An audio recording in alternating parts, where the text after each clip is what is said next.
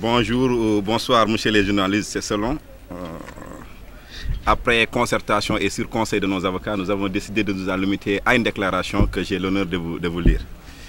Déclaration des jeunesses républicaines sur la situation politico-judiciaire à Touba. L'actualité politique à Touba connaît un développement judiciaire depuis le dimanche 30 juillet 2017, date des élections législatives dans notre pays. En effet, ce jour-là, une bande d'individus sans foi ni loi a décidé d'écrire en feu et en sang la page la plus sombre de l'histoire politique de la ville sainte. Mais ces événements ne sont guère une surprise. Les observateurs avisés ont vu venir, car depuis un certain temps, notre coalition Benno Bokk Yakaar est victime d'attaques iniques et cyniques de la part de la bande de la coalition gagnante Wattu Sénégal, menée par les frères Dolly. Déjà, le 15 juillet 2017, la maison de notre camarade Adji Seck est vandalisée par des membres de la coalition gagnante et des milliers de cartes d'électeurs emportées. Une partie seulement de ces cartes a été restituée. Où est passé le reste? Quelques jours plus tard, ce sera le tour de notre responsable Sokhna Astou Boury Mbacké de recevoir la visite de la bande des frères Dolly.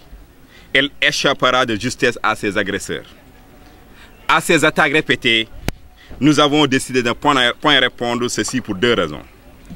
D'abord, en tant que talibé de surcroît habitant Touba, il nous faut toujours rester sur la ligne tracée par le khalife général des Mourides Serigne Sidi Mokhtar Mbacké. Ensuite, notre appartenance à la mouvance présidentielle nous impose une attitude républicaine consistant à faire confiance à la justice de notre pays. Mais à notre grande surprise, aucune action judiciaire ne sera intentée contre ces malfrats politiciens qui pourtant ont publiquement revendiqué ces faits gravissimes ci-dessus évoqués. L'impunité est le nid fertile de la violence.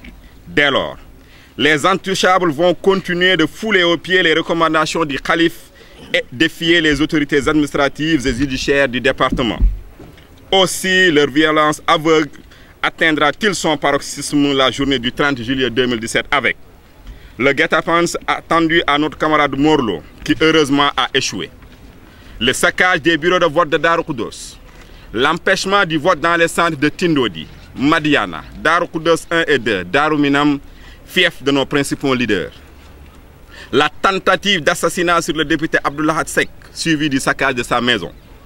Après cette folle journée, la mise en branle de la machine judiciaire avait suscité l'espoir de voir les bandits qui sèment la terreur dans la ville sainte enfin payés pour leurs multiples forfaits. Mais cet espoir va fondre comme de la neige au soleil, tellement des bizarreries sont notées dans ce dossier.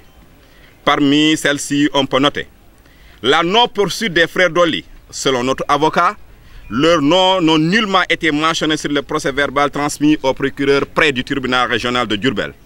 Pourtant, des témoins oculaires les ont identifiés comme étant ceux qui ont dirigé le saccage des bureaux et les vidéos remises au commissaire corroborent ces témoignages. Au même moment, et sur la base d'un seul témoignage d'un chauffeur de taxi qui, durant toute la campagne, a travaillé avec la coalition gagnante, notre camarade Morlo a été mis aux arrêts et déféré au parquet par le commissaire de Touba. La liberté provisoire accordée à Sohaibou Kane est une autre bizarrerie.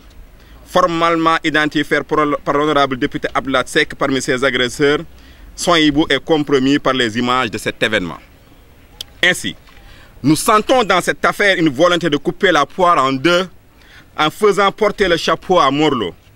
Nous n'accepterons jamais qu'il soit l'agneau du sacrifice. Contrairement à ce que dit le comédien Maître El Hadji Diouf, le DSK de la politique sénégalaise, Mor, connu pour sa disponibilité et sa magnanimité, est une référence pour toute la jeunesse du département. Nous demandons alors sa libération immédiate et sans condition, et que les vrais coupables de ces actes de banditisme politique payent pour leurs actes. Quant à nos amis d'en face, qu'ils se le tiennent pour dit, désormais ce sera la loi du talion, œil pour œil, dent pour dent.